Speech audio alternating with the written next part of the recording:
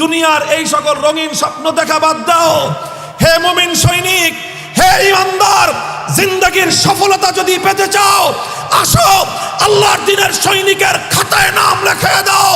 আল্লাহর দ্বীনের সৈনিক হয়ে বাঁচলে গাজী, মরলে শহীদ, এ পথেই জীবনের কামিয়াবি আর সফলতা। ইসলামের জন্য সৈনিক চাই, সৈনিক। ইসলাম সৈনিক চায়। আল্লাহ পাক রব্বুল আলামিন তাদেরকেই পছন্দ করেন যারা তাদের রাত এবং দিনের সময়গুলোকে আল্লাহর দ্বীনের সৈনিক হওয়ার জন্য উৎসর্গ করতে প্রস্তুত। আল্লাহ তাদেরকেই চান যখন ইসলামের জন্য ঘাম ঝরাতে হবে তারা ঘাম ঝরাতে প্রস্তুত। আল্লাহ তাদেরকেই চান ইসলামের জন্য যখন প্রয়োজন হবে অশ্রু ঝরাতে তারা চোখের অশ্রু ঝরাতে প্রস্তুত। আল্লাহ তাদেরকেই চান আল্লাহর দ্বীনের জন্য যখন প্রয়োজন হবে বুকের তাজা রক্ত দেওয়ার তখন রক্ত দিতে প্রস্তুত থাকতে হবে। হে বাতিল শক্তি, তোমাদের কাছে আমাদের পয়গাম, স্পষ্ট পয়গাম শুনিয়ে রাখছি। আল্লাহর দ্বীনের উপর যদি কেউ আঘাত করতে চাও, আল্লাহর কোরআনের কোন বিধানের উপর যদি কেউ আঘাত করতে চাও, আল্লাহর নবীর ইজ্জতের উপর যদি কেউ আঘাত করতে চাও, আল্লাহর দ্বীনের উপর যদি কেউ আঘাত করতে চাও, সীসা ঢালা প্রাচীরের মতো শাহাদাতের সিঁড়ি বেয়ে লক্ষ কোটি মুসলমান জীবনের রক্ত দিবে, আল্লাহর দ্বীনের এতটুকু অসম্মান বরদাস্ত করবে না। হে মুসলমান, যদি ইমানদার হয়ে থাকো, সচ্চা ইমানদার হয়ে থাকো, দল ততক্ষণ করবা যতক্ষণ দল ইসলামের বিপক্ষে না দাঁড়ায়। নেতার আনুগত্য ততক্ষণ করবা যতক্ষণ নেতার আনুগত্য নেতা ইসলামের বিপক্ষে না দাঁড়ায়। আর যদি কখনো তোমার নেতা তোমার দল ইসলামের বিপক্ষে দাঁড়ায়, শিরকের পক্ষে দাঁড়ায়, তাওহীদের বিপক্ষে দাঁড়ায়, হে ইমানদার, তৎক্ষণাৎ দল আর নেতাকে স্পষ্ট পয়গাম দিয়ে দিবা, ঈমান বিক্রি করে রাজনীতি করতে প্রস্তুত না। আল্লাহর কোরআন থেকে প্রমাণ হয় যেই কুলাঙ্গার আল্লাহর নবীর ইজ্জতের উপর আঘাত করবে তাকে হত্যা করতে চাওয়ার নামই হলো ঈমান। নবীর ইজ্জতের উপর যে আঘাত করবে, আল্লাহর নবীর শানে যে গুস্তাখি করবে, যে আল্লাহর নবীকে কটাক্ষ করবে, কটূক্তি করবে, বিশ্ব সভ্যতায় সবচেয়ে জঘন্যতম অপরাধী সে। সেই অপরাধীকে খতম করার নাম হলো ঈমান। সেই অপরাধীকে যদি কেউ প্রশ্রয় দিতে চায়, সে কোনোদিনও মুসলমানদের বন্ধু হতে পারে না, বন্ধু হতে পারে না। যারা আল্লাহর দ্বীনের সৈনিক হবে, যারা আল্লাহর দ্বীনকে হেফাজত করবার জন্য আল্লাহর দ্বীনের সৈনিকের তালিকায় নিজের নাম লিপিবদ্ধ করবে, কোনো এই ধরনের অপবাদের ভয়ে সে ভীত হবে না।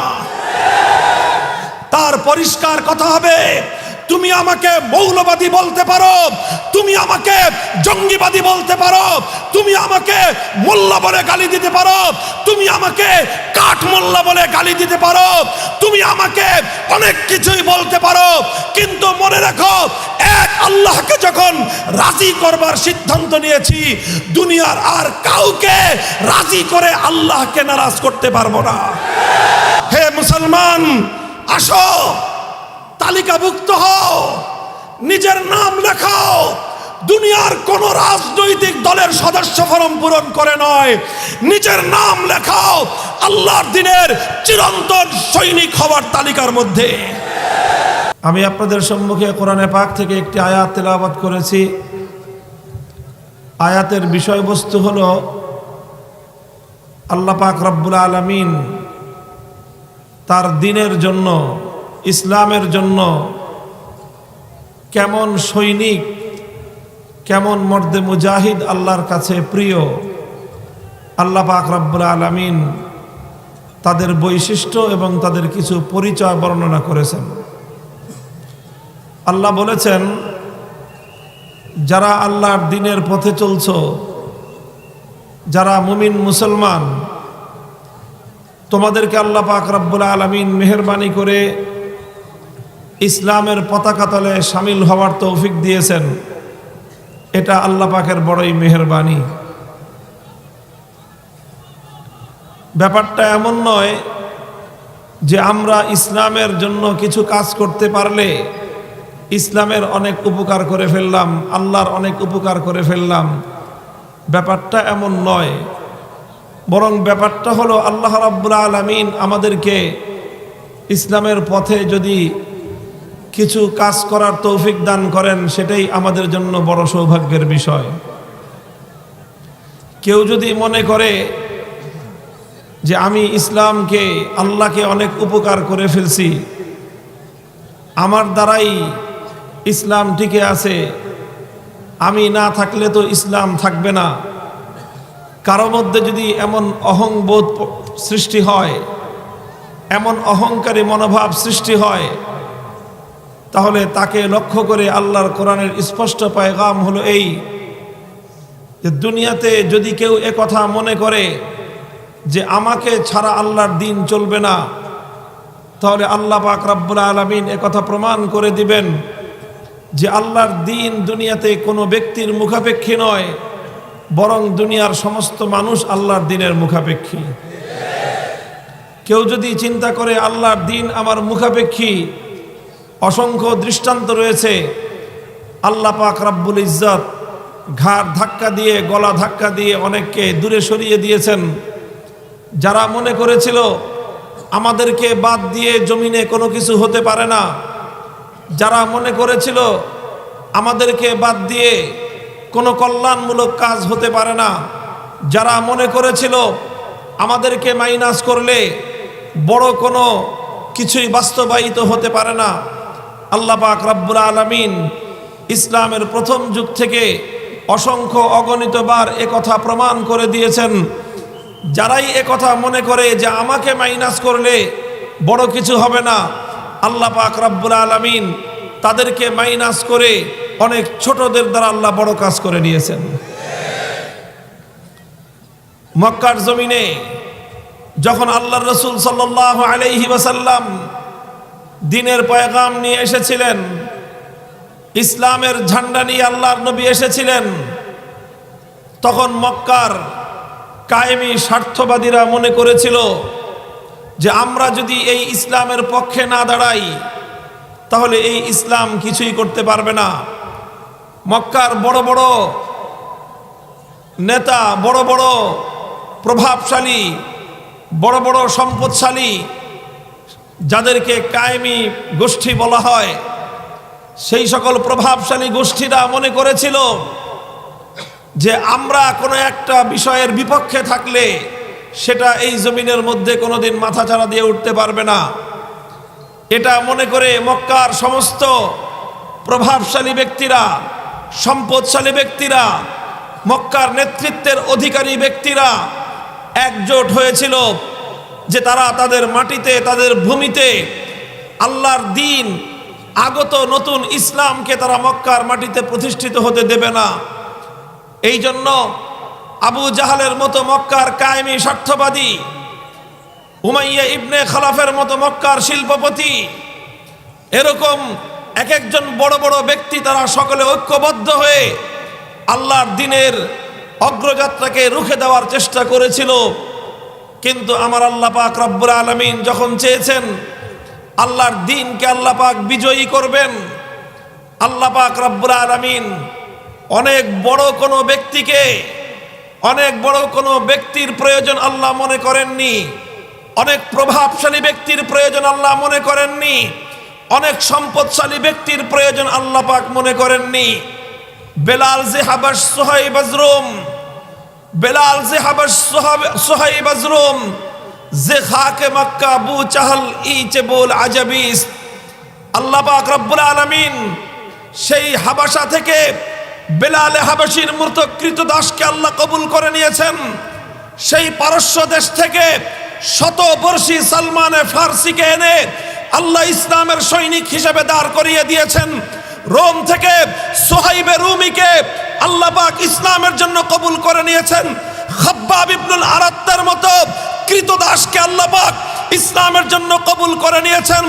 মামুলি সাধারণ মানুষেরা আল্লাহর দিনের জন্য যখন আল্লাহর কাছে মকবুল হয়ে গিয়েছেন, আল্লাহর দিনের ঝান্ডা নিয়ে তারা দাঁড়িয়ে গিয়েছেন। আবু জাহাল, উতবা, শাইবা, ওয়ালিদ ইবনে মুগীরা, ওয়ালিদ ইবনে উতবার মতো বিশাল নেতৃত্বের অধিকারী, প্রভাবের অধিকারী মানুষগুলো পরাজিত হয়ে গেছে। দুর্বলদের হাতে দিনের ঝান্ডা সমুন্নত হয়ে গিয়েছে। মুহতারাম হাজিরিন, এটাই হলো ইসলামের ইতিহাস। ইসলামে কথা মানুষকে খুব ভালো করে বুঝিয়ে দিতে চায় যে আল্লাহর দ্বীনকে যদি কেউ মনে করে যে এটা তো দুর্বল, ইসলাম তো দুর্বল, কেউ যদি মনে করে ইসলামপন্থীরা তো দুর্বল, কেউ যদি মনে করে ইসলামপন্থীরা তো গরিব, অর্থনৈতিকভাবে তারা দুর্বল, কেউ যদি মনে করে ইসলামপন্থীরা তো সামরিকভাবে দুর্বল, কেউ যদি মনে করে আল্লাহর দ্বীনের সৈনিকরা তো সর্বদিক থেকে তারা দুর্বল, রাজনৈতিক প্রতিপত্তি নেই, সম্পদের আধিপত্য নেই, তাদের কাছে সামাজিক ক্ষমতা নেই, সুতরাং এই সমস্ত দুর্বল মোল্লা মৌলবীদেরকে দিয়ে, এই সমস্ত দুর্বল গরিবদেরকে দিয়ে, আর এই সমস্ত দুর্বল মানুষদেরকে দিয়ে আল্লাহর জমিনে ইসলাম কায়েম হতে পারে না। কেউ যদি এ কথা মনে করে, ইসলাম হাজারবার এ কথার প্রমাণ রেখেছে। ইসলামের ১৫০০ বছরের ইতিহাসে হাজারো বার এ কথার তুমি প্রমাণ খুঁজে পাবে। যারা ইসলামের বিপক্ষে গিয়েছে, আল্লাহ রাব্বুল আলামিন তাদেরকে ইসলাম থেকে ঘাট ধাক্কা দিয়ে দূরে সরিয়ে দিয়ে এমন দুর্বল মানুষের হাতে ইসলামের ঝান্ডা আল্লাহ তুলে দিয়েছেন। আর সেই দুর্বল শ্রেণীর মাধ্যমেই দুনিয়াতে আল্লাহর দ্বীনের বিপ্লব সাধিত হয়েছে। এই জন্য মুহতারাম হাজিরিন, আল্লাহ পাক রব্বুল আলামিন আমাদেরকে বিনয় শিক্ষা দিয়েছেন, বিনয় শিক্ষা দিয়েছেন, অহংকার নয়। আল্লাহ রব্বুল আলামিন আমাদেরকে এই অনুভূতি শিখিয়েছেন, আমি যদি নিজেকে আল্লাহর দ্বীনের জন্য ইম্পর্টেন্ট মনে করি, আল্লাহর রব্বুল আলামিন দুনিয়ার কোনো ব্যক্তির মুহতাজ নয় আল্লাহর দ্বীনকে দুনিয়াতে জিন্দা করবার জন্য। আল্লাহ বলেছেন, ইয়া আইয়ুহাল্লাযীনা আমানু মান ইয়ারতাদ্দা মিনকুম আন দীনিহি ফাসাউফা ইয়াতিল্লাহু বিকওমিন ইউহিব্বুহুম ওয়া ইউহিব্বুনাহু আযিল্লাতিন আলাল মুমিনিনা আইজ্জাতিন আলাল কাফিরিন। আল্লাহ বলেছেন, কেউ যদি মনে করে যে আমরা দুনিয়া থেকে, আমরা ইসলামের পথ থেকে সরে দাঁড়ালে, আমরা যদি ইসলামের পক্ষে কাজ না করি, তাহলে বুঝি ইসলাম দুনিয়াতে টিকবে না। আল্লাহ রাব্বুল আলামিন বলেছেন, যদি কেউ এমন মনে করো তাহলে শুনে রাখো, তোমরা যদি ইসলামকে ছেড়ে চলে যাও, আল্লাহ পাক রাব্বুল আলামিন তোমার মুখাপেক্ষী নয়। আল্লাহ ইসলামের জন্য নতুন একটা বাহিনী তৈরি করে দিবেন, নতুন কিছু লোককে আল্লাহ পাক দাঁড় করিয়ে দিবেন।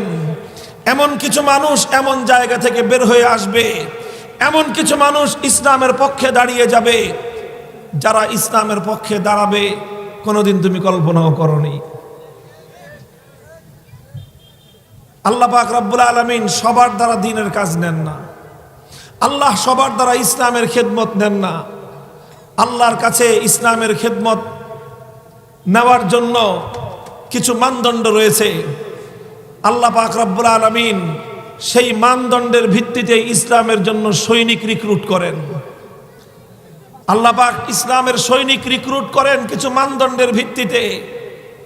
যেমন দেখবেন আমাদের দেশেও সারা দুনিয়াতেই যে কোনো বাহিনীতে, যে কোনো আপনার বাহিনীতে যদি আপনি ভর্তি হতে চান, আপনি সেটা সেনাবাহিনী হোক, নৌবাহিনী হোক, বিমান বাহিনী হোক, এমনকি বেসামরিক বাহিনী, পুলিশ বাহিনীতে হোক, যদি কেউ এই সকল বাহিনীতে ঢুকতে চায়, তাহলে তার কিছু ক্রাইটেরিয়া, তার কিছু মানদণ্ড আছে না নাই? সেনাবাহিনীতে ভর্তি হওয়ার জন্য শিক্ষাগত যোগ্যতার প্রয়োজন, শারীরিক উচ্চতার প্রয়োজন, তার সিনা কতটুকু বক্ষ প্রশস্ত হতে হবে সেটার মানদণ্ড আছে, শারীরিক সুস্থতার মানদণ্ড আছে। এই সবগুলো ক্রাইটেরিয়া যখন একজন ব্যক্তি উত্তীর্ণ হয়, তারপরে তার আবার যাচাই হয়, বাছাই হয়, ছাঁটাই হয়, পরীক্ষা হয়, অনেক কিছুতে যখন সে উত্তীর্ণ হয়, তখনই একজন মানুষ কেবলমাত্র সৈনিক হওয়ার জন্য সেনাবাহিনীতে সুযোগ পায়। একই কথা বিমান বাহিনীর, একই কথা নৌবাহিনীর, এমনকি একই কথা পুলিশ বাহিনীর। যে কেউ পুলিশে গেলেই চাকরি পায় না। পুলিশে চাকরি পাওয়ার জন্য, একজন পুলিশ হওয়ার জন্য, আইন শৃঙ্খলা রক্ষাকারী বাহিনীর সদস্য হওয়ার জন্য তার মধ্যে কিছু ক্রাইটেরিয়া, কিছু দক্ষতার, যোগ্যতার প্রয়োজন আছে না নাই? মুহতারাম হাজিরিন, দুনিয়ার সাধারণ একটা রাষ্ট্রের সৈনিক হতে হলে, একটা দেশের সেনাবাহিনীর সদস্য হতে হলে, নৌবাহিনী বিমান বাহিনীর সদস্য হতে হলে, এমনকি বেসামরিক পুলিশ বাহিনীর সদস্য হতে হলে যদি কিছু যোগ্যতার প্রয়োজন হয়, কিছু ক্রাইটেরিয়ার প্রয়োজন হয়, তাহলে যাদেরকে দিয়ে আল্লাহ পাক রব্বুল আলামিন তার সুমহান দিন দুনিয়াতে কায়েম করবেন, সেই দিনের সৈনিকদের জন্য কি কোনো ক্রাইটেরিয়া, কোনো মানদণ্ড নাই? কোনো যোগ্যতার দরকার নেই? অবশ্যই যোগ্যতার দরকার আছে। কি সেই যোগ্যতা?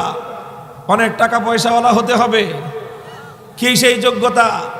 অনেক সম্মানিত বংশের লোক হতে হবে? কি সেই যোগ্যতা? চেহারা সুরত অনেক সুন্দর হওয়া লাগবে? কি সেই যোগ্যতা? শারীরিক সক্ষমতা অনেক বেশি লাগবে? না, আল্লাহর দ্বীনের সৈনিক হওয়ার জন্য এই সকল যোগ্যতাকে আল্লাহ পাক মানদণ্ড হিসেবে বিবেচনা করেননি। এই সকল যোগ্যতাকে আল্লাহ পাক মানদণ্ড হিসেবে বিবেচনা করেননি। আল্লাহ পাক রব্বুল আলামিন, আমি কোরআনে পাকের যে আয়াত তেলাওয়াত করেছি, এই আয়াতের মধ্যে ইসলামের একজন সৈনিকের জন্য 6টি মানদণ্ড আল্লাহ পাক বর্ণনা করেছেন। 6টা ক্রাইটেরিয়া, 6টা শর্ত লাগবে।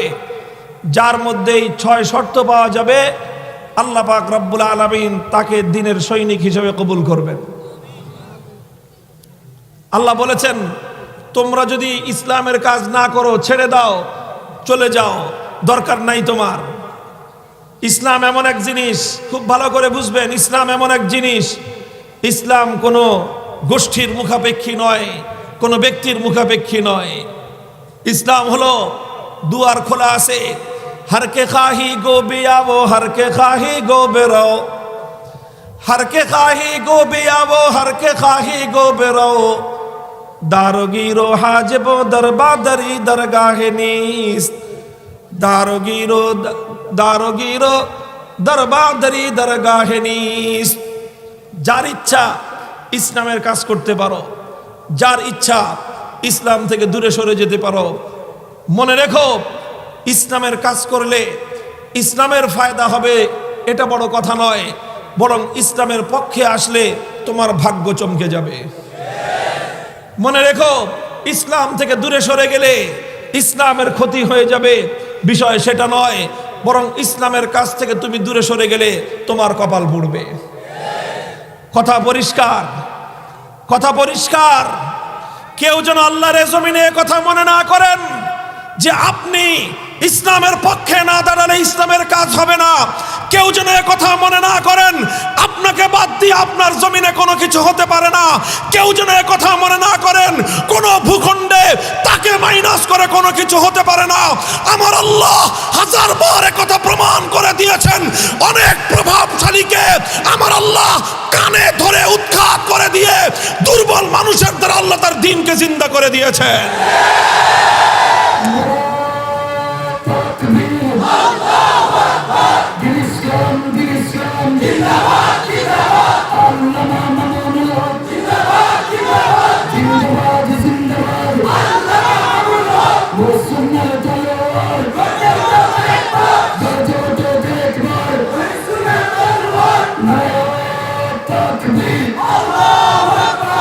ইসলামের সৈনিক হওয়ার জন্য শর্ত কয়টা?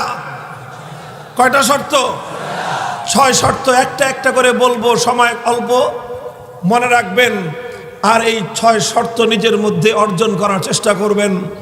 ইনশাআল্লাহ আল্লাহ আপনাকে ইসলামের সৈনিক হিসেবে রিক্রুট করে নেবেন।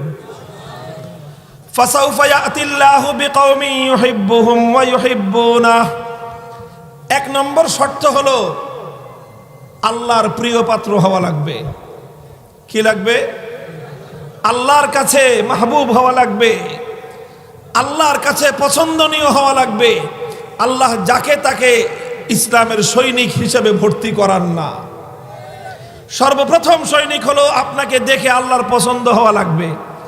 যদি আল্লাহর পছন্দ না হয় তাহলে আপনি যেই হন না কেন আল্লাহ পাকের দ্বীনের সৈনিকের খাতায় আপনার নাম উঠবে না। এটা হলো এক নম্বর বৈশিষ্ট্য। কার পছন্দ? আল্লাহর পছন্দনীয় ব্যক্তি হওয়া লাগবে, এটা প্রথম বৈশিষ্ট্য। দুই নম্বর বৈশিষ্ট্য হলো ওয়া ইউহিব্বুনা, আল্লাহর মাহবুব হওয়া লাগবে, আল্লাহর প্রিয় পাত্র হওয়া লাগবে। এটা হলো ইসলামের সৈনিকের প্রথম বৈশিষ্ট্য। ইসলামের সৈনিকের দ্বিতীয় বৈশিষ্ট্য হলো আল্লাহকে ভালোবাসতে হবে, হৃদয় দিয়ে অন্তরটাকে উজাড় করে দিয়ে আল্লাহ রাব্বুল আলামিনকে মুহাব্বত করতে হবে, আল্লাহকে ভালোবাসতে হবে। পরস্পর একসঙ্গে দুটি বৈশিষ্ট্য। আল্লাহ তোমাকে ভালোবাসতে হবে, তুমিও আল্লাহকে ভালোবাসতে হবে। যখন আল্লাহ তোমাকে ভালোবাসবে, তুমিও যখন আল্লাহকে ভালোবাসবে, উভয় পক্ষ থেকে যখন ভালোবাসাবাসি পাওয়া যাবে, উভয় পক্ষ থেকে যখন আল্লাহর সঙ্গে বান্দার মুহাব্বত আর ভালোবাসার সম্পর্ক হবে, তখনই কেবলমাত্র একজন মানুষ আল্লাহর প্রিয় দ্বীনের সৈনিক হিসাবে মকবুল হতে পারে। এখানে একটা প্রশ্ন তৈরি হয় যে হুজুর, আমি আল্লাহকে ভালোবাসি, এটা তো আমার ব্যাপার, এটা আমার সিদ্ধান্তের ব্যাপার, আমি কাকে ভালোবাসবো? কথা বলেন। আমি আল্লাহকে ভালোবাসি, এই যোগ্যতা তো আমি নিজে অর্জন করলাম যে আমি হৃদয় দিয়ে আল্লাহকে ভালোবাসলাম। কিন্তু আল্লাহ আমাকে ভালোবাসা, আল্লাহর পছন্দনীয় হওয়া, এটা তো আর আমার হাতে নাই, এটা তো আল্লাহর হাতে। এটা কার হাতে? তাহলে আমি এই ক্রাইটেরিয়ার এই যোগ্যতা অর্জন করব কিভাবে? কথা বুঝেন নাই? আমি আল্লাহর কাছে প্রিয় পাত্র হব, তারপরে আল্লাহ আমাকে তার সৈনিকের খাতায় নাম লিখবেন। তো এখন আল্লাহ আমাকে প্রিয় পাত্র বানাবেন কি বানাবেন না, সেটা আমার সিদ্ধান্তের বিষয় না আল্লাহর সিদ্ধান্তের বিষয়? তাহলে যেই বিষয়টা আমার নিজের এখতিয়ারে নয়, যেটা আমার নিজের আয়ত্তে নয়, আমি সেই গুণ সেই বৈশিষ্ট্য হাসিল করব কিভাবে? প্রশ্নটা বোঝা গেল? প্রশ্নটা বোঝা গেল? আবার বলছি, দেখেন, ইসলামের সৈনিক হওয়ার জন্য সর্বপ্রথম বৈশিষ্ট্য হলো আল্লাহর পছন্দনীয় হতে হবে। পছন্দ করবেন কে? তো এখন আল্লাহ কাকে পছন্দ করবেন সেটা আমার আর আপনার এখতিয়ারের বিষয় না আল্লাহর ইচ্ছার বিষয়? তো যেটা আল্লাহর ইচ্ছার বিষয়, আমার কোনো এখতিয়ারের বিষয় নয়, সেই যোগ্যতা আমি অর্জন করব কিভাবে? প্রশ্নের জবাব হলো আল্লাহ রাব্বুল আলামিন কাকে পছন্দ করেন, কখন পছন্দ করেন, বিষয়টা অস্পষ্ট নয়, বরং বিষয়টা আল্লাহ পাক স্পষ্ট করে দিয়েছেন যে আল্লাহর পছন্দনীয় মানুষের তালিকায় কারা কারা আছে।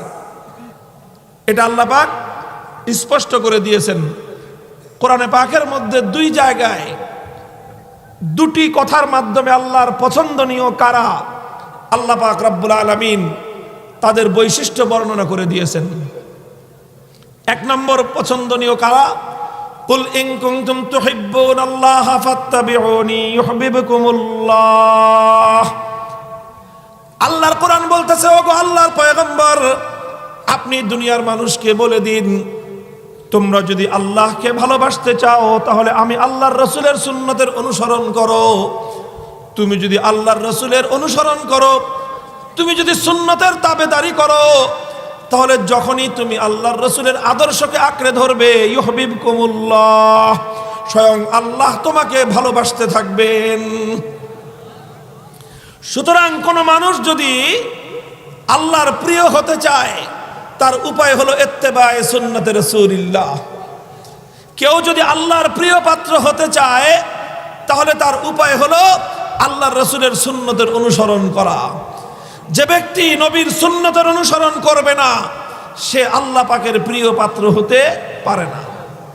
এটা হলো একটা ক্রাইটেরিয়া, যেইভাবে আল্লাহ পাক তার বান্দাকে পছন্দ করেন এবং ভালোবাসেন। কোরআনে পাকের আরেক জায়গায় আল্লাহ পাকের ইরশাদ করেছেন, ইন্নাল্লাহা ইউহিব্বুল্লাযীনা ইউকাতিলুনা ফী সাবিলিহি সাফফান কাআন্নাহুম বুনয়ানুম মারসুস। আমার আল্লাহ পাক রব্বুল আলামিন কাকে ভালোবাসেন, কাকে আমার আল্লাহ পছন্দ করেন, আমার আল্লাহ পাক রব্বুল আলামিন কোরআনে পাকের মধ্যে স্পষ্ট বলে দিয়েছেন, যারা আল্লাহর পথে সীসা ঢালা প্রাচীরের ন্যায়, আল্লাহর রাহে সীসা ঢালা প্রাচীরের ন্যায় অবিচল হয়ে, অটল এবং অনড় হয়ে আল্লাহর রাস্তায় যারা লড়াই করে, আমার আল্লাহ পাক রব্বুল আলামিন তাদেরকে মহব্বত করেন এবং ভালোবাসেন। ক্যামেরাটা লাগাইছেন কে? ড্রোন ক্যামেরাটা? হ্যাঁ, তামসা করতেছেন পুরা মাহফিলের লোকজনের মনোযোগ তো আপনার ড্রোন ক্যামেরার দিকে। এটা উপরে উঠান, কাম পান না, দাঁড়ান, এটাকে উপরে রাখেন, আওয়াজ যেন না আসে মানুষের দিকে।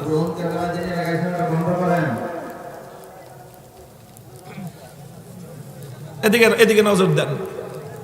তাহলে আল্লাহ কাকে ভালোবাসেন সেই হিসাবে কোরআন থেকে আমরা তার দুটি পরিচয় পেলাম। এক নম্বর পরিচয় হলো আল্লাহর মাহবুব হওয়ার জন্য, আল্লাহর প্রিয় পাত্র হওয়ার জন্য আল্লাহর রাসূলের সুন্নতের অনুসরণ করা জরুরি। আল্লাহ পাক রব্বুল আলামিন দুনিয়াবাসীর কাছে স্যাম্পল দিয়েছেন যে দেখো, এই যে আমার রাসূল, এটা হলো আমার প্রিয়তম হওয়ার স্যাম্পল। তুমি তোমার জীবনকে আমার রাসূলের সাথে মিলাও, এই মডেল অনুযায়ী তোমার জীবনকে বানাও, আমি আমার পছন্দের তালিকায় তোমাকে অন্তর্ভুক্ত করে নিব।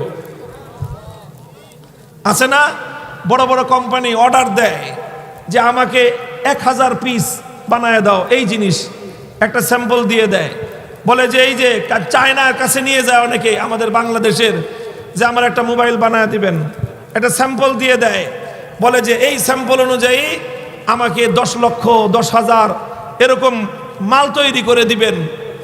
মালটা যদি স্যাম্পল অনুযায়ী হয় কোম্পানি মাল নিবে, স্যাম্পল অনুযায়ী যদি মাল না হয় কোম্পানি ওই মাল পছন্দ করবে না।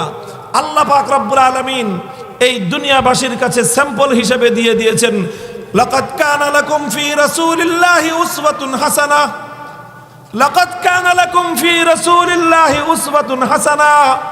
আল্লাহর রাসূল মুহাম্মদ সাল্লাল্লাহু আলাইহি ওয়াসাল্লামের জীবনেই রয়েছে তোমাদের জন্য সর্বোত্তম আদর্শ। স্যাম্পল। হে উম্মতে মুহাম্মাদিয়া, আল্লাহর প্রিয় পাত্র হতে চাও, আল্লাহর নিকট মাহবুব হতে চাও, নিজের জিন্দগিকে সুন্নতে রাসূলের ঢাঁচে, নিজের জিন্দগিকে আল্লাহর পয়গম্বর মুহাম্মদ আরবি সাল্লাল্লাহু আলাইহি ওয়াসাল্লামের ডায়াস অনুযায়ী নিজের জিন্দগিকে গঠন করো।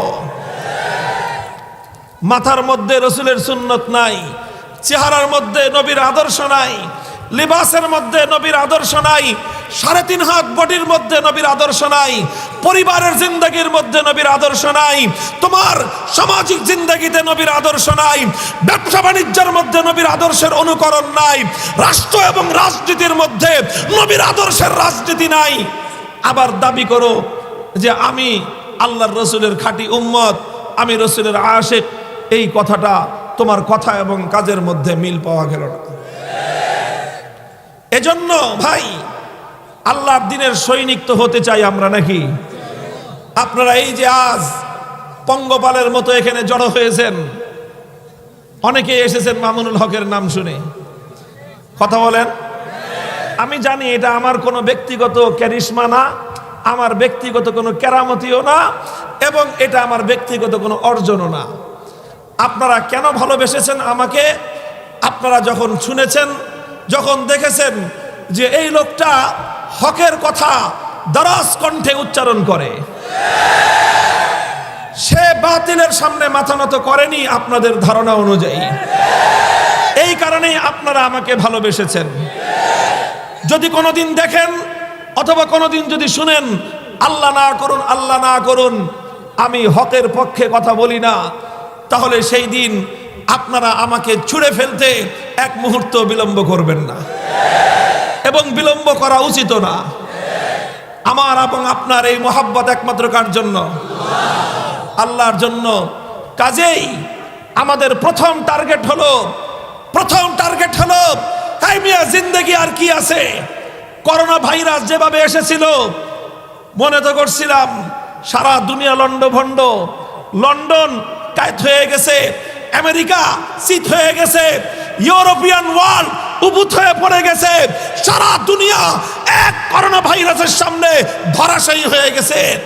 আমাদের বাংলাদেশ সম্পর্কে অনেকেই আগাম আশঙ্কা প্রকাশ করেছিল, এই দেশের মানুষ যেইভাবে ঠাসাঠাসি করে ওয়াজ মাহফিল শুনে, যেইভাবে ঠাসাঠাসি করে কওমি মাদ্রাসায় পড়াশোনা করে, যেইভাবে ঠাসাঠাসি করে বিভিন্ন বস্তিতে আর রেল লাইনে থাকে, এই দেশে যদি করোনা ভাইরাস আসে এক এক দিনে হাজার হাজার না লক্ষ লক্ষ মানুষের লাশ নাকি জমিনের মধ্যে পড়ে থাকবে। এই আশঙ্কা, এই ধরনের সংবাদ আমাদের দেশে ছড়ানো হয়েছিল। কি বলেন? যদি এরকম ভাইরাস আসতোই তাহলে জিন্দেগির রঙিন স্বপ্ন সব মুহূর্তের মধ্যেই খতম হয়ে যেত। এই ভাইরাস আসে নাই, আরেক নতুন ভাইরাস করোনা আসে নাই, মারণা যে কোনো মুহূর্তে চলে আসতে পারে। কাজে আমি বহু আগে থেকেই বলতেছি, দুনিয়ার এই সকল রঙিন স্বপ্ন দেখা বাদ দাও। হে মুমিন সৈনিক, হে ইমানদার, জিন্দেগির সফলতা যদি পেতে চাও, আসো আল্লাহর দ্বীনের সৈনিকের খাতায় নাম লিখে দাও। আল্লাহর দ্বীনের সৈনিক হয়ে বাঁচলে গাজী, মরলে শহীদ, এর পথেই জীবনের কামিয়াবি আর সফলতা।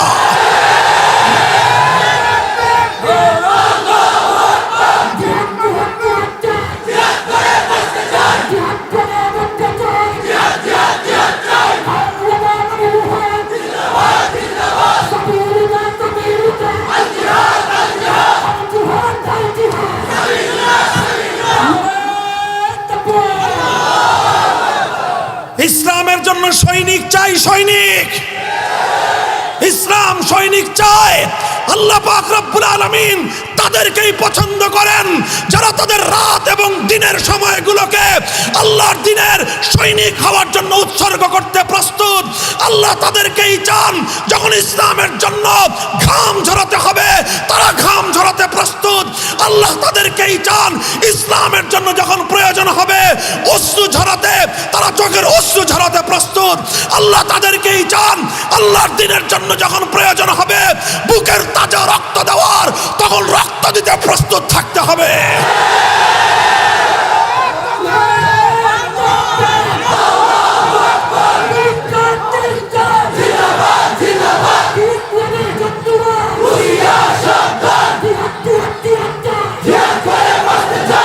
দেখবেন শুধু আবেগ দিয়ে আল্লাহর দ্বীনের সৈনিক হওয়া যায় না। শুধু আবেগ নয়, আবেগ দিয়ে হঠাৎ করে উত্তেজিত হয়ে যাওয়ার নাম আল্লাহর দ্বীনের সৈনিক হওয়া নয়।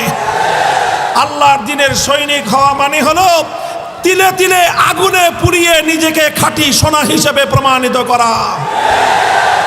এক নম্বর, আমাকে আর তোমাকে যেই যোগ্যতা অর্জন করতে হবে সেটা হলো আল্লাহর পছন্দনীয় হওয়ার মাপকাঠিতে উত্তীর্ণ হতে হবে।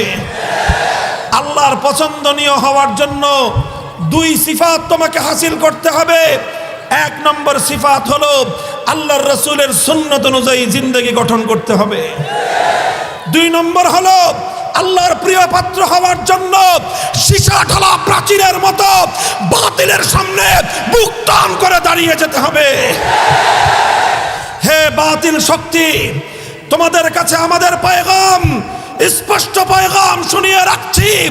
আল্লাহর দ্বীনের উপর যদি কেউ আঘাত করতে চাও, আল্লাহর কোরআনের কোন বিধানের উপর যদি কেউ আঘাত করতে চাও, আল্লাহর নবীর ইজ্জতের উপর যদি কেউ আঘাত করতে চাও, আল্লাহর দ্বীনের উপর যদি কেউ আঘাত করতে চাও, সীসা ঢালা প্রাচীরের মতো শাহাদাতের সিঁড়ি বেয়ে লক্ষ কোটি মুসলমান জীবনের রক্ত দিবে, আল্লাহর দ্বীনের এতটুকু অসম্মান বরদাস্ত করবে না। এই মানসিকতা যাদের থাকবে আল্লাহ তাদেরকে পছন্দ করবেন। তাহলে আল্লাহর পছন্দনীয় কিভাবে হওয়া যায় বোঝা গেল সুন্নতের অনুসরণ, আল্লাহর দ্বীনের জন্য শাহাদাতের শপথ গ্রহণ। বলেন, আমার সাথে বলেন, আল্লাহর পছন্দনীয় হওয়ার জন্য দুই জিনিস লাগবে, সুন্নতের অনুসরণ, শাহাদাতের শপথ গ্রহণ। সুন্নতের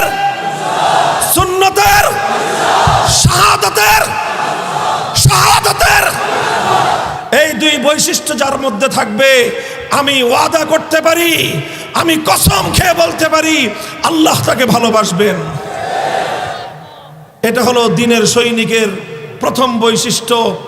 দ্বিতীয় বৈশিষ্ট্য হলো আল্লাহকে ভালোবাসতে হবে। কাকে? ওয়াল্লাযীনা আমানু আশাদ্দু হুব্বাল লিল্লাহ। হৃদয়ের মধ্যে সবচেয়ে বেশি ভালোবাসা থাকবে কার? আল্লাহর চেয়ে অন্য কাউকে বেশি ভালোবাসা যাবে না। অন্য যে কেউ আল্লাহর ভালোবাসার পথে অন্তরায় তৈরি করতে আসবে, সেই বাধা উপড়ে ফেলতে হবে। অন্য যে কেউ আল্লাহর মুহাব্বত, আল্লাহর পথে ভালোবাসার ক্ষেত্রে অন্তরায় তৈরি করবে, সেই অন্তরায়, সেই বাধা নিজে অপসারণ করতে হবে।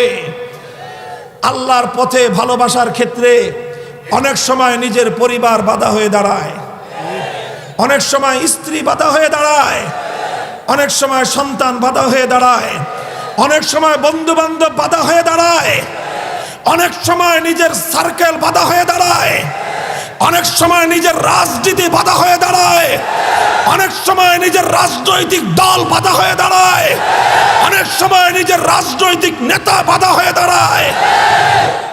আমার ব্যক্তিগত পর্যবেক্ষণ হলো, সাম্প্রতিক সময়ে আল্লাহর দ্বীনের পথে যেই সকল বড় বড় বাধাগুলো আল্লাহকে ভালোবাসার ক্ষেত্রে অন্তরায় হয়ে দাঁড়ায়, তার মধ্যে একটা বড় বাধা হলো এই আল্লাহ বিমুখ হওয়া ধর্মহীন রাজনীতি। ধর্মহীন রাজনীতি মানুষকে আল্লাহর প্রতি 100% মোহাব্বত এবং ভালোবাসা লালন করার ক্ষেত্রে অন্তরায় হয়ে দাঁড়ায়। যারা ধর্মহীন রাজনীতি করো, যারা ধর্ম বিরোধী রাজনীতি করো, তোমাদেরকে আমি ছোট্ট করে একটা পয়গাম শোনাই। তোমরা দেশের উন্নয়নের জন্য, মানুষের সেবা করবার জন্য, জনগণের সেবা করার জন্য রাজনৈতিক ক্ষমতার দরকার আছে না নাই? রাজনৈতিক ক্ষমতা থাকলে মানুষের কিছু সেবা করা যায়, এলাকার কিছু উন্নয়ন করা যায়, যদি সৎ উদ্দেশ্য থাকে। অনেক মানুষ আছে রাজনীতি করে ভালো নিয়তে, এলাকার উন্নয়ন করবে, জনগণের সেবা করবে। আর অনেকের তো নিয়ত ভালো থাকে না, রাজনীতি করে গম চুরি করার জন্য, রাজনীতি করেই দুর্নীতি করার জন্য, রাজনীতি করে আঙ্গুল ফুলে অবৈধ সম্পদ কামায়ে কলাগাছ হওয়ার জন্য। ওই রাজনীতি না, যারা প্রচলিত রাজনীতি করো এলাকার উন্নয়নের জন্য, জনগণের কল্যাণের জন্য, আমি তোমাদেরকে বলছি, ঠিক আছে, তুমি এই রাজনীতি করো, তবে মনে রেখো তোমার এই রাজনীতি যেন কখনো আল্লাহর পথে তোমার জন্য প্রতিবন্ধক হয়ে না দাঁড়ায়।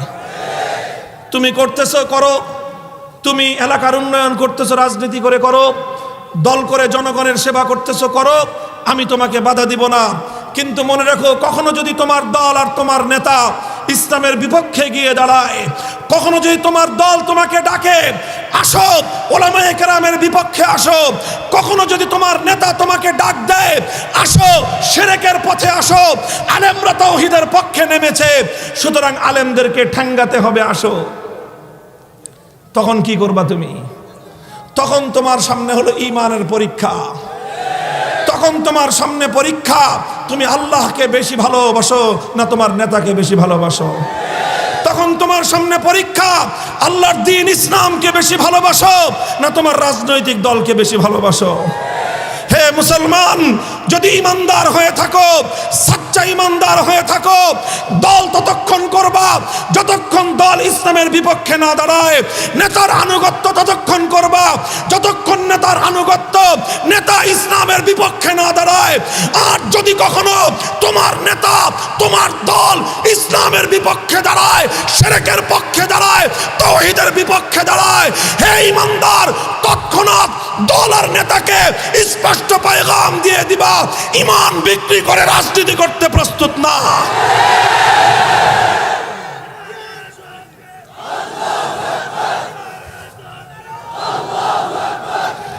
প্রস্তুত আছেন তো ইনশাআল্লাহ? কয় বৈশিষ্ট্য গেল? আল্লাহর পছন্দনীয় হওয়া, আল্লাহকে পছন্দ করা। 3 নম্বর বৈশিষ্ট্য হলো আজিল্লাতিনা আলাল মুমিনিন। 4 নম্বর বৈশিষ্ট্য হলো আইজ্জাতিনা আলাল কাফিরিন। ইসলামের সৈনিক হওয়ার জন্য 3 নম্বর বৈশিষ্ট্য, 3 নম্বর ক্রাইটেরিয়া আমার আল্লাহ পাক রব্বুল আলামিন বর্ণনা করেছেন। ইমানদারদের প্রতি নম্র এবং কোমল হওয়া লাগবে। যারা মুসলিম, যারা ইসলামের পক্ষে আছে, যারা ঈমানের পক্ষে আছে, তাদের প্রতি নম্র এবং কোমল হওয়া লাগবে। ব্যক্তিগত কোনো শত্রুতার কারণে কোনো মুসলিম ভাইয়ের সঙ্গে দ্বন্দ্বে জড়ানো যাবে না।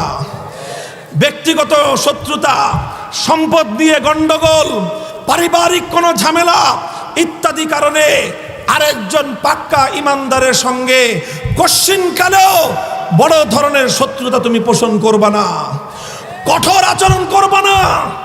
হে ইমানদার, আপনি যেই হন না কেন, আপনি যেই হন না কেন, শিক্ষিত হন, অশিক্ষিত হন, আপনি কৃষক হন, আপনি শ্রমিক হন, আপনি রাজনীতিবিদ হন, আপনি চাকরিজীবী হন, আপনি রাষ্ট্রের প্রশাসনিক কোনো কর্মকর্তা হন অথবা আইন শৃঙ্খলা রক্ষাকারী বাহিনীর সদস্য হন, আপনি যদি আল্লাহর নিকট গ্রহণযোগ্য হতে চান, তাহলে যারা ইসলামের পক্ষে আছে তাদের ব্যাপারে কখনো আপনি শক্ত এবং কঠোর হতে পারবেন না।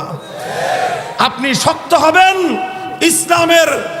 ইসলামের জন্য যারা কাজ করে, সেই মুসলিমের, সেই ইসলামের জন্য যারা উৎসর্গিত প্রাণ, তাদের প্রতি যদি আপনি কঠোর হন, কঠোর হতে পারবেন, কিন্তু আল্লাহ রাব্বুল আলামিনের মকবুলের খাতা থেকে আপনার নাম কাটা যাবে। কাজেই মুসলমানদের প্রতি পরস্পর নম্র এবং কোমল হতে হবে। 3 নম্বর বৈশিষ্ট্য। 4 নম্বর বৈশিষ্ট্য আইজ্জাতিনা আলাল কাফিরিন। মুসলমানদের প্রতি, ইমানদারদের প্রতি, আল্লাহর প্রিয় বান্দাদের প্রতি আমি যতটা নম্র এবং কোমল, আবার বিপরীত দিকে যারা আল্লাহর দুশমন, ওদের প্রতি বজ্র কঠোর হতে হবে।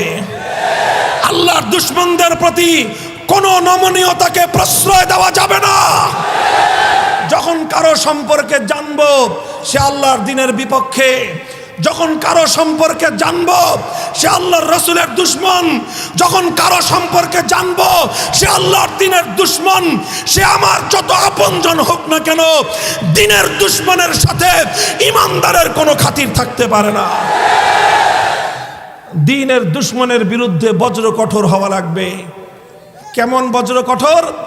ছোট্ট একটা ঘটনার দৃষ্টান্ত দেই। হযরতে সাদ ইবনে আবি ওয়াক্কাস রাদিয়াল্লাহু তাআলা আনহু, উহুদের জিহাদ যখন চলে, হযরতে সাদ ইবনে আবি ওয়াক্কাস আল্লাহর পয়গম্বরের অত্যন্ত ঘনিষ্ঠ একজন সাহাবী, অনেক উঁচু মর্যাদার সাহাবী, আহাদুল আশারাতিল মুবাশশারা, জান্নাতের সুসংবাদ পেয়েছিল দুনিয়াতে থেকে 10 জন সাহাবী। কয়জন? আল্লাহর নবী বলেছেন আবু বকর ফিল জান্নাহ, ওমর ফিল জান্নাহ, ওসমান ফিল জান্নাহ, আলী ফিল জান্নাহ, সাদ ফিল জান্নাহ, সাঈদ ফিল জান্নাহ। এভাবে একে একে 10 জনের নাম ঘোষণা করে আল্লাহর নবী বলেছেন এরা দুনিয়াতে চলাফেরা করতেছে কিন্তু জান্নাতের টিকিট ওদের জন্য কনফার্ম। তাদের মধ্যে একজন সাদ ইবনে আবি ওয়াক্কাস রাদিয়াল্লাহু তাআলা আনহু। এই সাদের একজন ভাই ছিল, আপন ভাই। একই বাবার সন্তান, নাম হলো তার উতবা ইবনে আবি ওয়াক্কাস। উহুদের জিহাদের দিন উতবা কাফেরদের পক্ষ হয়ে মুসলমানদের বিরুদ্ধে লড়তে মাঠে এসেছে। মাঠে এসে উহুদের দিন আপনারা জানেন আল্লাহর নবীর উপর বেঈমানরা বহু হামলা করেছিল। আল্লাহর নবীর উপর আঘাতের পর আঘাত তারা শানিয়েছিল। নবীজি আঘাতে আঘাতে জর্জরিত হয়ে পড়েছিলেন। নবীজির মাথা ভেঙেছিল, দান শহীদ হয়েছিল।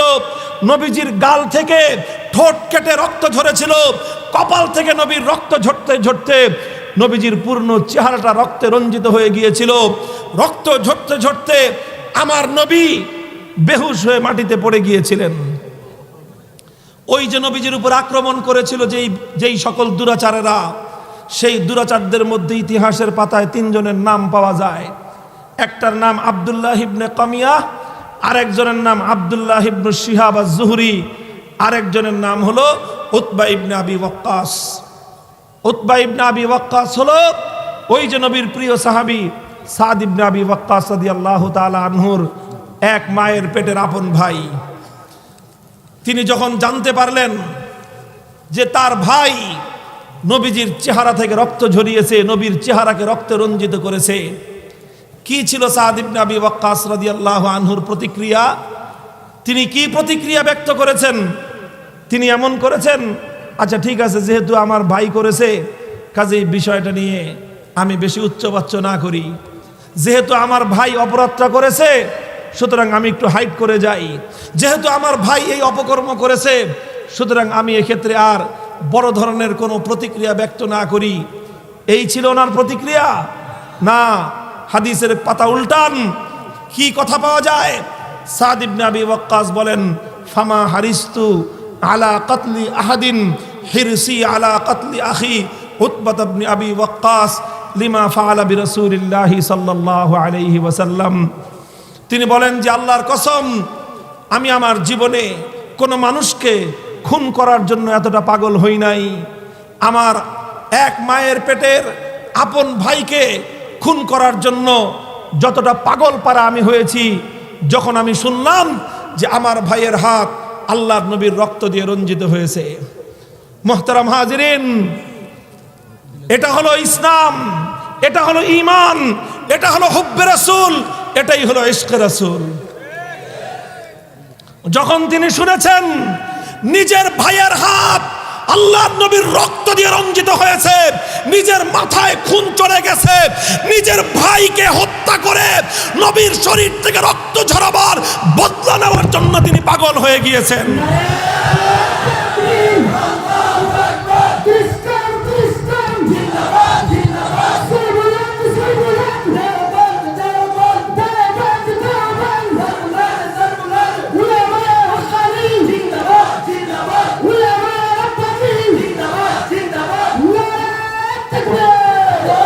আল্লাহর কোরআন পরিষ্কার বলে দিয়েছে, আমিনু কামা আমানান নাস। হে ঈমানদার, তোমার ঈমান কেমন হতে হবে? ঈমানের জন্য মানদণ্ড হলো নবীর সাহাবীদের ঈমান যেমন ছিল তোমার ঈমান তেমন হতে হবে। তোমার ঈমান যদি সাহাবীদের মতো ঈমান না হয় আল্লাহর দরবারে সেই ঈমান মকবুল হবে না। সাহাবায়ে কেরাম মেয়ারে হক, তারা সত্যের মাপকাঠি। সাহাবায়ে কেরামের ঈমান কিয়ামত পর্যন্ত আনেওয়ালা মানব জাতির জন্য ঈমানের মাপকাঠি। সুতরাং তোমার ঈমান হতে হবে সাহাবীওয়ালা ঈমান, আমার ঈমান হতে হবে সাহাবীওয়ালা ঈমান। সাহাবীওয়ালা ঈমান কেমন? সাহাবী যখন শুনতে পায় কোন কুলাঙ্গারের হাত আল্লাহর নবীর রক্তে রঞ্জিত হয়েছে তখন সাহাবী এটা চিন্তা করেন না সেই কুলাঙ্গার নিজের ভাই না নিজের বন্ধু। সাহাবী এই কথার পরোয়া করেন না সেই কুলাঙ্গার নিজের দলের না আরেক দলের। পরিষ্কার সাহাবী মনে করেন আমার নবীর রক্তে যার হাত রঞ্জিত হবে সে যদি আমার আপন ভ্রাতৃত্বের বন্ধনের কেউ হোক, সে আমার ঘনিষ্ঠ বন্ধু কেউ হোক, সেই হলো আমার জানের দুশমন। কাজেই যতদিন আল্লাহর নবী হায়াতে ছিলেন ততদিন নবীর দুশমন নবীর রক্তে নিজেদের হাত রঞ্জিত করত। যখন আল্লাহর নবী দুনিয়া থেকে বিদায় নিলেন এরপর থেকে নবীর দুশমন নবীর রক্তে নিজের হাত রঞ্জিত করতে পারে না, তবে নবীর ইজ্জত নষ্ট করে নিজের হাতকে সে কলঙ্কিত করতে পারে। কি বললাম? নবীর জীবদ্দশায় নবীর দুশমন নবীর রক্ত দিয়ে নিজের হাত রঞ্জিত করত, নবীর ইন্তেকালের পর নবীর দুশমন নবীর ইজ্জতের উপর আক্রমণ করে নিজের হাতকে কলঙ্কিত করে। সাহাবায়ে কেরাম নবীর যুগে যে নবীকে গালি দিয়েছে, নবীর যুগে যে নবীকে আঘাত করেছে, তাকে হত্যা করার জন্য পাগল হয়েছিলেন। সুতরাং আল্লাহর কোরআন থেকে প্রমাণ হয়, যেই কুলাঙ্গার আল্লাহর নবীর ইজ্জতের উপর আঘাত করবে, তাকে হত্যা করতে চাওয়ার নামই হলো ঈমান।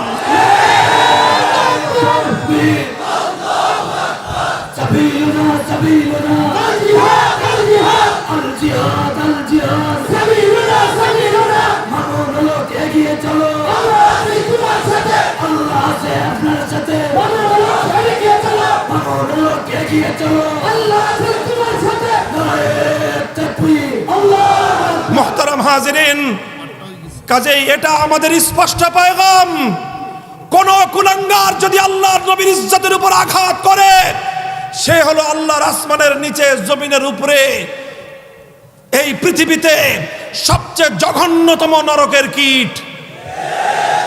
নবীর ইজ্জতের উপর যে আঘাত করবে, আল্লাহর নবীর শানে যে গুস্তাখি করবে, যে আল্লাহর নবীকে কটাক্ষ করবে, কটূক্তি করবে, বিশ্ব সভ্যতায় সবচেয়ে জঘন্যতম অপরাধী সে। সেই অপরাধীকে খতম করার নাম হলো ঈমান। সেই অপরাধীকে যদি কেউ প্রশ্রয় দিতে চায়, সে কোনোদিনও মুসলমানদের বন্ধু হতে পারে না, বন্ধু হতে পারে না।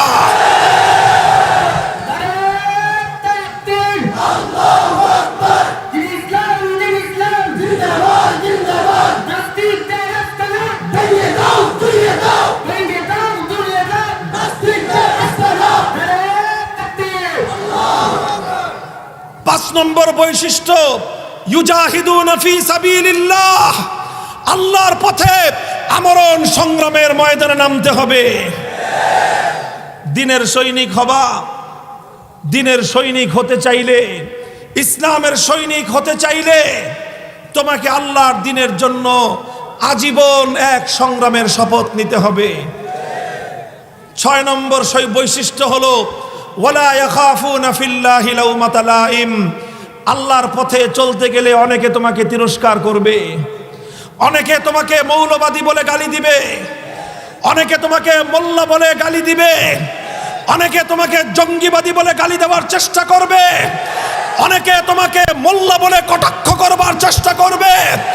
যারা মুসলমানদের, যারা আল্লাহর দ্বীনের সৈনিক হবে, যারা আল্লাহর দ্বীনকে হেফাজত করবার জন্য আল্লাহর দ্বীনের সৈনিকের তালিকায় নিজের নাম লিপিবদ্ধ করবে, কোনো এই ধরনের অপবাদের ভয়ে সে ভীত হবে না। তার পরিষ্কার কথা হবে, তুমি আমাকে মৌলবাদী বলতে পারো, তুমি আমাকে জঙ্গিবাদী বলতে পারো, তুমি আমাকে মোল্লা বলে গালি দিতে পারো, তুমি আমাকে কাঠ মোল্লা বলে গালি দিতে পারো, তুমি আমাকে অনেক কিছুই বলতে পারো, কিন্তু মনে রাখো, এক আল্লাহকে যখন রাজি করবার সিদ্ধান্ত নিয়েছি, দুনিয়ার আর কাউকে রাজি করে আল্লাহকে নারাজ করতে পারবো না। কয়টা বৈশিষ্ট্য? 6টা। আবার নম্বর ওয়াল বলতেছি। 1 নম্বর, আল্লাহর প্রিয় হতে হবে। আল্লাহর প্রিয় হওয়ার জন্য নবীর সুন্নতের অনুসরণ, শাহাদাতের শপথ গ্রহণ। 2 নম্বর বৈশিষ্ট্য, আল্লাহকে ভালোবাসতে হবে।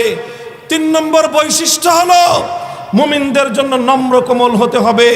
4 নম্বর বৈশিষ্ট্য, ইসলামের দুশমনদের বিরুদ্ধে বজ্র কঠোর হতে হবে। 5 নম্বর বৈশিষ্ট্য, আমরণ সংগ্রামে আত্মনিয়োগ করতে হবে। 6 নম্বর বৈশিষ্ট্য, আল্লাহর দ্বীনের কাজ করতে গেলে অনেক বাধা আসবে, অনেক গালিগালাজ শুনতে হবে, অনেক অপবাদ সইতে হবে। কোনো অপবাদ শুনে, কোনো গালিগালাজ শুনে আল্লাহর দ্বীনের পথ থেকে সরে দাঁড়ানো যাবে না। রাজি আছেন তো ইনশাআল্লাহ? হে মুসলমান, আসো, তালিকাভুক্ত হও, নিজের নাম লেখাও। দুনিয়ার কোন রাজনৈতিক দলের সদস্য ফরম পূরণ করে নয়, নিজের নাম লেখাও আল্লাহর দিনের চিরন্তন সৈনিক হওয়ার তালিকার মধ্যে। 6 বৈশিষ্ট্য অর্জন করো, ইনশাআল্লাহ সুম্মা ইনশাআল্লাহ মালহামায়ে আজিমা সমাগত। এক বিশাল লড়াই হবে, লড়াই। সেই লড়াইয়ে এক পক্ষে থাকবে কুফর, আরেক পক্ষে থাকবে ঈমান। সেই লড়াইয়ে এক পক্ষে থাকবে তাওহীদ, আরেক পক্ষে থাকবে শিরক। সেই লড়াইয়ে এক পক্ষে থাকবে হক, আরেক পক্ষে থাকবে বাতিল। সেই বাতিলের বিপক্ষে, সেই শিরকের বিপক্ষে, সেই কুফরের বিপক্ষে জীবন দিতে হলে জীবন দিয়ে, রক্ত দিতে হলে রক্ত দিয়ে, শাহাদাতের তামান্না নিয়ে আমরণ লড়াইয়ের ময়দানে অবতীর্ণ হতে কারা কারা প্রস্তুত থাকবে ইনশাআল্লাহ?